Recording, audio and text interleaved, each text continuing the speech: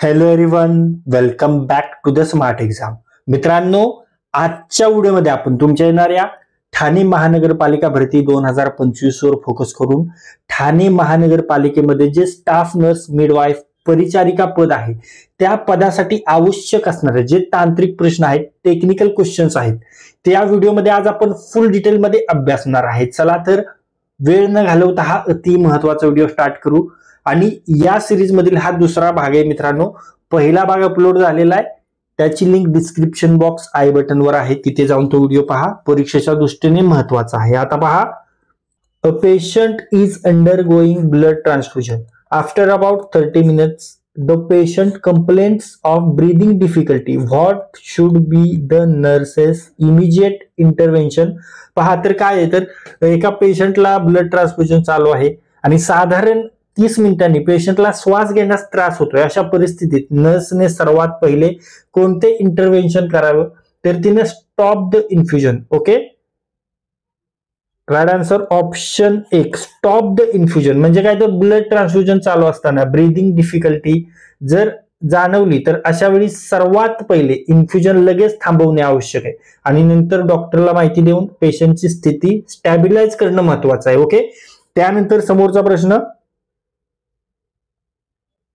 पहा मित्रांनो, तुमच्यासाठी आपण जवळजवळ 1000 1000 टेक्निकल क्वेश्चन्स घेऊन आलोय. म्हणजे टेक्निकल पीवायक्यू क्वेश्चन्स आपण घेऊन आलोय विथ एक्सप्लेनेशन. ओके, एक्सप्लेनेशन आणि बोथ लँग्वेज, इंग्लिश, ओके,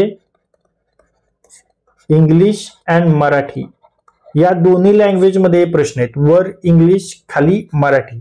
त्यानंतर ऑप्शन्स देखील मराठी आणि त्याचं जे आन्सर आहे आणि जे एक्सप्लेनेशन आहे ते इंग्लिश आणि त्यानंतर खाली मराठी, अशा फॉर्मॅटमध्ये आपण ते 1000 टेक्निकल क्वेश्चन्स घेऊन आलो. स्टाफ नर्स आणि जे मिडवाईफ पद आहे त्या पदासाठी अति महत्वाचे हे पीवायक्यू क्वेश्चन्स आहेत. ज्याही नर्स संबंधीच्या एक्झाम झालेल्या आहेत आपल्या महाराष्ट्रात आणि आपल्या ऑल इंडिया लेवलच्या, त्या सर्व परीक्षांमधून ते प्रश्न आपण घेतलेत. त्यामुळे परीक्षेसाठी हे प्रश्न अभ्यासणं तुमच्या खूप गरजेचं आहे.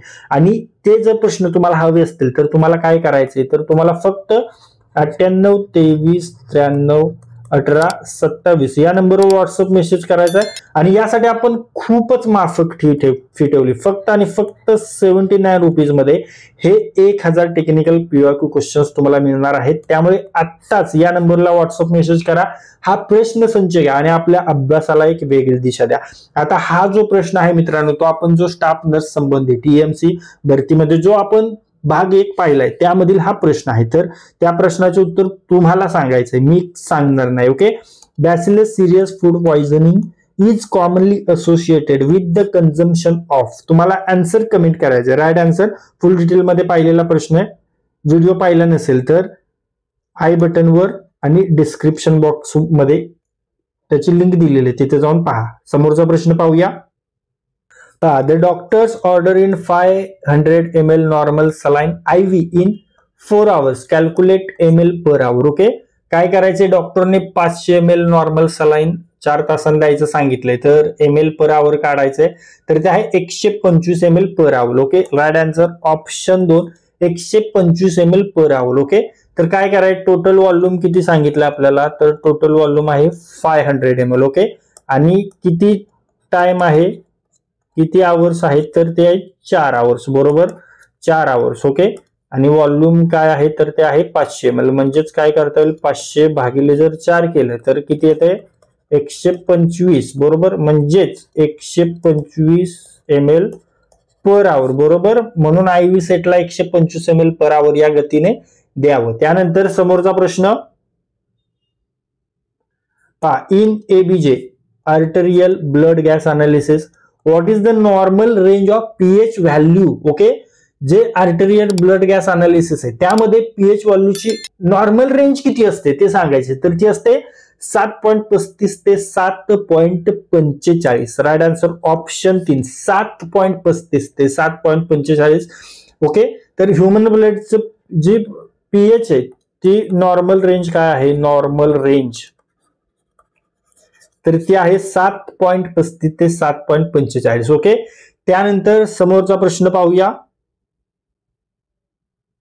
पहा, universal precautions are must in all except one, म्हणजे जे खाली आपले 4 ऑप्शन्स आहेत त्यामध्ये युनिव्हर्सल प्रिकॉशन्स सर्वच ऑप्शन्स मध्ये घेणं आवश्यक आहे, परंतु खालीलपैकी कोणत्या ठिकाणी ते आवश्यक नाही ते सांगायचं. तर ते टेकिंग ब्लड प्रेशर मध्ये. ओके, राईट आन्सर आहे option 4 taking blood pressure. Okay, universal precaution म्हणजे रक्त, बॉडी फ्लड्स व सिक्रेशन यांच्याशी संपर्क आल्यावर इन्फेक्शन कंट्रोल करण्यासाठी घेतल्या जाणाऱ्या काळज्या असतात. ओके, यामध्ये जे आहे blood sampling, ET suctioning, RT aspiration, हे यांच्यासाठी इन्फेक्शन रिस्क जास्त असते, पण जे ब्लड प्रेशर असतो तो ब्लड प्रेशर घेताना मात्र ब्लड बॉडी फ्लडचा संपर्क होत नाही. बरोबर. त्यानंतर समोरचा प्रश्न, while administering digoxin the nurse should always, digoxin देताना नर्सने नेहमी काय काळजी घ्यायची ते आपल्याला सांगायचंय. तर तिने look for any new arrhythmias हे पाहणं गरजेचं आहे. Keep a watch on the serum potassium हे देखील पाहणं गरजेचं आहे. त्यानंतर check the heart rate of the patient and if it is less than 60 per minute inform the doctor before giving the drug, हे देखील महत्वाचं आहे. म्हणून या प्रश्नाचं राईट आन्सर असेल option 4 all of the above. Okay, त्यानंतर समोरचा प्रश्न, when giving AMU bag resuscitation the nurse injures, पहा AMBU बॅग रिससिटेशन देताना नर्सने इंज्युअर म्हणजे कोणती काळजी घ्यायला हवी. तर तिने the airway is kept open ठेवायचंय, complete seal of the mask आणि oxygen is connected to AMU-BU bag हे पाहायचंय. म्हणून right answer option 4 all of the above. Okay, तर एअरवेज खुल्या ठेवणे गरजेचं आहे. बरोबर. त्यानंतर मास्कचे आहेत ते मास्कचे पूर्ण सील होणं गरजेचं आहे. ओके, आणि जे ऑक्सिजन आहे ते ऑक्सिजन जोडणं देखील गरजेचं आहे. ओके, त्यानंतर समोरचा प्रश्न, The patient is about to receive a blood transfusion. The responsibility of the nurse includes all of the following except एक सोडून, म्हणजे ब्लड ट्रान्सफ्युजन सुरू होण्याआधी नर्सची जबाबदारी खालीलपैकी सर्व आहेत, परंतु एक कोणती नाहीये ते आपल्याला सांगायचं आहे. तर ती नाहीये inform the doctor that blood has been started. Okay, right answer option 4 inform the doctor that blood has been started. Okay, तर ब्लड ट्रान्सफ्युजन सुरू होण्याआधी blood for compatibility, blood compatibility तपासणं गरजेचं आहे. बरोबर. त्यानंतर चेक्स क्लायंट्स टेम्परेचर हे देखील गरजेचं आहे. ओके, टेम्परेचर घेणं आवश्यक आहे. आणि identify the correct patient and get the blood counter checked by, म्हणजे पेशंटची ओळख पटवणं देखील गरजेचं आहे की नाही. बरोबर. म्हणून हे 3 पर्याय बरोबर आहेत. ओके, त्यानंतर समोरचा प्रश्न, तर मित्रांनो तुम्हाला पुन्हा एकदा आठवण करून देतो, आपण तुमच्यासाठी 1000 टेक्निकल PYQ क्वेश्चन्स घेऊन आलेलो, म्हणजे जे तुमचे जे स्टाफ नर्स पद आहे त्या पदासाठी आवश्यक असणारे 1000 टेक्निकल PYQ क्वेश्चन्स घेऊन आलोय, जे वारंवार रिपीट होतात ते प्रश्न आपण यामध्ये घेतलेत. इंग्लिश आणि मराठी या दोन्ही लँग्वेज मध्ये हे प्रश्न आहेत. वर इंग्लिश खाली मराठी अशा पद्धतीने, म्हणजे जरी तुम्हाला काही एखादा शब्द इंग्लिशचा कळला नाही तर तुम्ही ते मराठीमध्ये समजून घेऊ शकता. अशा पद्धतीचे आपण ते 1000 टेक्निकल PYQ क्वेश्चन्स बनवलेत. परीक्षेच्या दृष्टीने खूप महत्वाचे आहेत, त्यामुळे ते आत्ताच घ्या.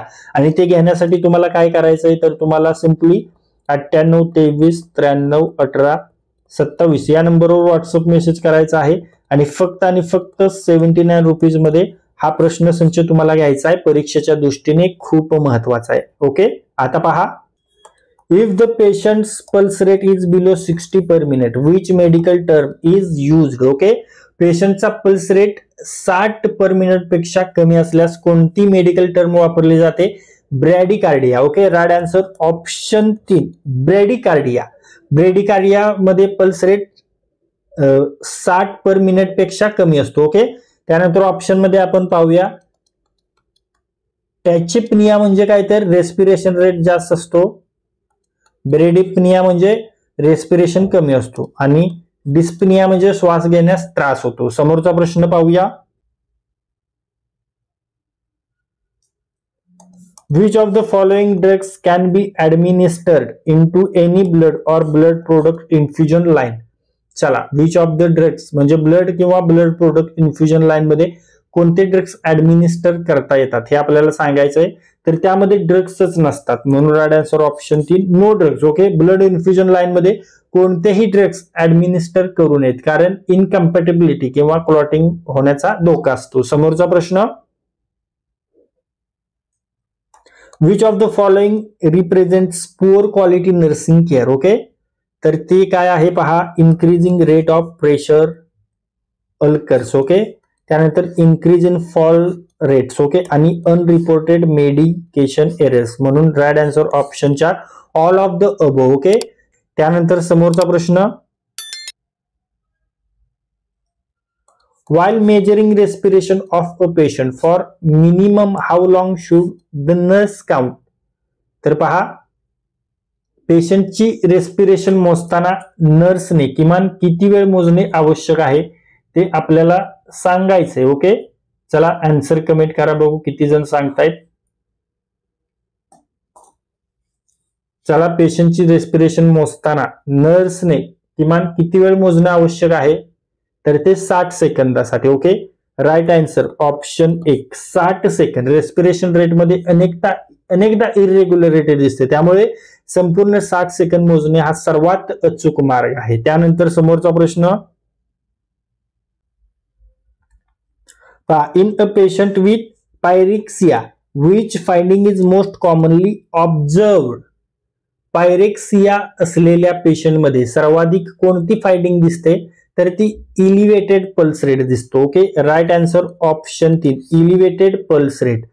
Fever, pyrexia fever. ओके, यामुळे मेटाबॉलिझम वाढतो आणि हृदयाची गतीही वाढते, म्हणजे पल्स रेट देखील वाढतो, म्हणून फिवर मध्ये सर्वसामान्य फाइंडिंग म्हणजे इलिव्हेटेड पल्स रेट. समोरचा प्रश्न,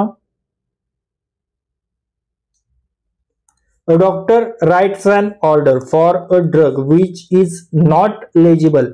What should the nurse do before administering?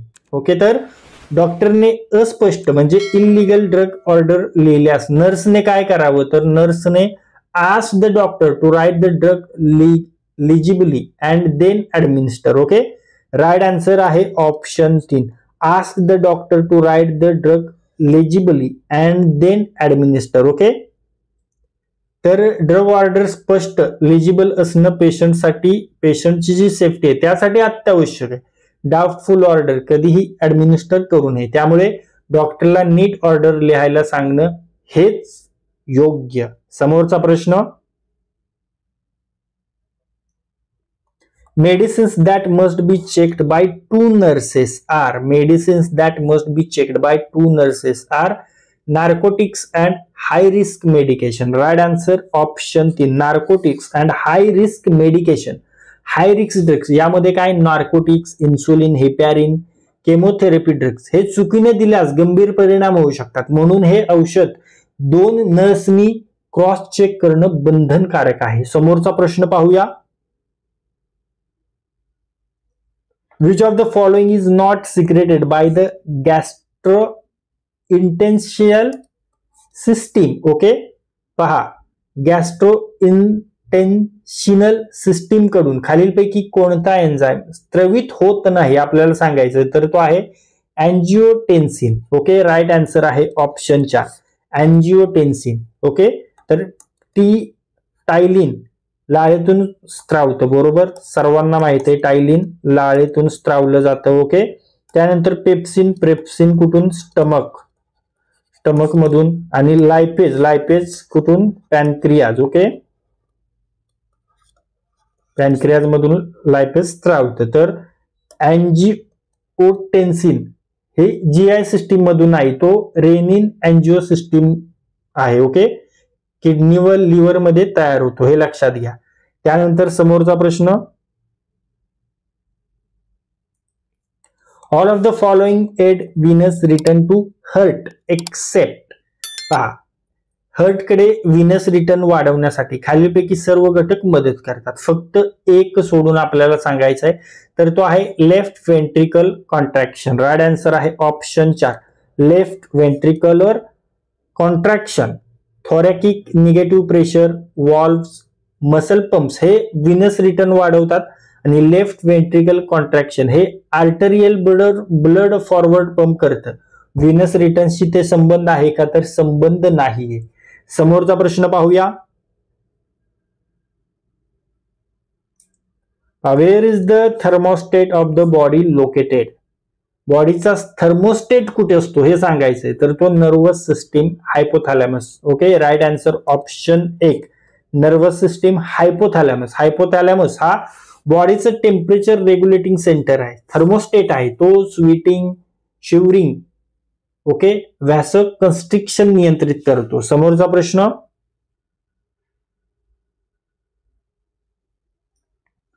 What is a cell. What is a cell. Cell म्हणजे काय. सेल म्हणजे काय, तर microscopic fundamental units of all living things. Right answer option 3 microscopic fundamental units of all living things. Okay, cell ही जीवनाचं मूलभूत एकक आहे. Basic structural and functional unit of life. ते मायक्रोस्कोपिक असतं. समोरचा प्रश्न.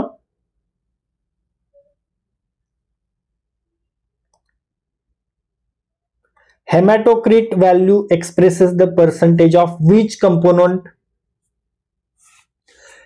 हेमॅटोक्रिटिक व्हॅल्यू मध्ये कोणत्या घटकाचं पर्सेंटेज दर्शवली जातं ते सांगायचंय. तर ते आहे red blood cells. Right answer option 4 red blood cells. Okay,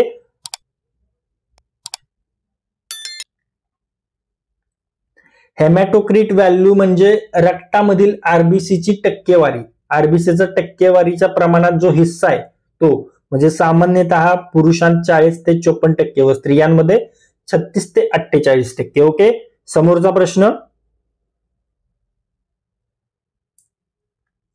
in a normal blood sample which type of cells are most abundant. पहा, नॉर्मल रक्त नमुन्यात कोणत्या प्रकारच्या पेशी सर्वात जास्त प्रमाणात असतात, तर त्या असतात neutrophils. Okay, right answer option 1 neutrophils. WBC मध्ये न्यूट्रोफिल्सचं किती प्रमाण असतं, 50 ते 70% सर्वाधिक असतात. ते बॅक्टेरियल इन्फेक्शन विरुद्ध लढतात. ओके, तर मित्रांनो आतापर्यंत जे काही प्रश्न आपण पाहिलेले आहेत त्या प्रश्नापैकी काही प्रश्न मी तुम्हाला विचारणार आहे, त्याचे उत्तर तुम्हाला कमेंट बॉक्समध्ये सांगायचे. तुमच्यासाठीचा प्रश्न पहा. When giving AMBU bag resuscitation the nurse injures. Answer comment करायचे.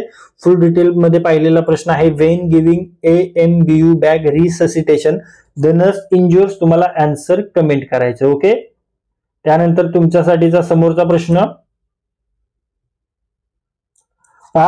Which of the following represents poor quality nursing care. Okay, answer comment करा. फुल डिटेल मध्ये पाहिलेला हा देखील प्रश्न आहे. Which of the following represents poor quality nursing care. Okay, answer तुम्हाला comment करायचं. ओके, तर मित्रांनो तुम्हाला पुन्हा एकदा आठवण करून देतो. तुमच्या येणाऱ्या ठाणे महानगरपालिका भरती 2025 मध्ये जे स्टाफ नर्स आहे त्या स्टाफ नर्स पदासाठी ओके आपण जवळजवळ 1000 ओके 1000 टेक्निकल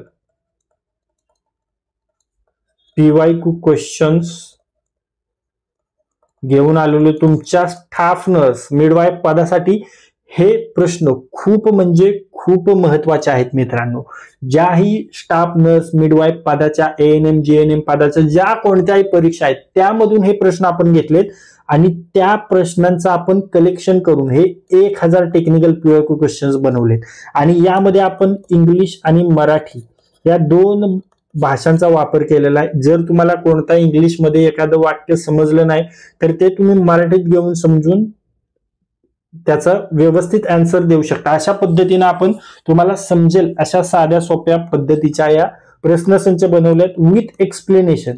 याला आपण एक्सप्लेन देखील केले, एक्सप्लेनेशन देखील दिलेले. त्यामुळे हा प्रश्नसंच या परीक्षेच्या दृष्टीने खूप महत्वाचा आणि तो तुम्हाला कसा मिळणार आहे तर त्यासाठी तुम्हाला 98 23 93 18 27 या नंबरवर व्हॉट्सअप मेसेज करायचा आहे आणि फक्त 79 रुपीज इतक्या माफक फी मध्ये हा प्रश्नसंच आपण तुम्हाला देणार आहे. त्यामुळे आत्ताच या नंबरवर व्हॉट्सअप मेसेज करा आणि हा प्रश्नसंच घ्या आणि आपल्या अभ्यासाला एक वेगळी दिशा द्या. तर मित्रांनो या व्हिडिओमध्ये आज आपण तुमच्या येणाऱ्या ठाणे महानगरपालिका भरती 2025 वर फोकस करून ठाणे महानगरपालिकेमध्ये जे स्टाफ नर्स मिडवाईफ परिचारिका पद आहे त्या पदासाठी आवश्यक असणारे टेक्निकल क्वेश्चन्स, तांत्रिक प्रश्न फुल डिटेलमध्ये अभ्यासलेले आहेत आणि हे सर्व प्रश्न आपण टीसीएस पॅटर्न नुसार पाहिलेले आहेत. हे सर्व टीसीएस पीवायक्यू आहेत, हे सर्व टीसीएस प्रिव्हियस इयर क्वेश्चन्स आहेत. त्यामुळे तुमच्या येणाऱ्या परीक्षेमध्ये या व्हिडिओमधील 4 ते 5 प्रश्न तुम्हाला नक्कीच दिसणार आहेत. त्यामुळे हा व्हिडिओ जास्तीत जास्त वेळा रिवाइज करा आणि जर हा व्हिडिओ तुम्हाला युजफुल वाटला असेल तर या व्हिडिओला लाईक करा.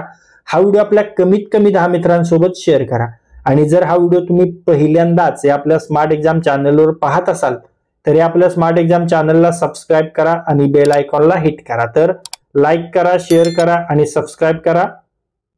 थँक्यू.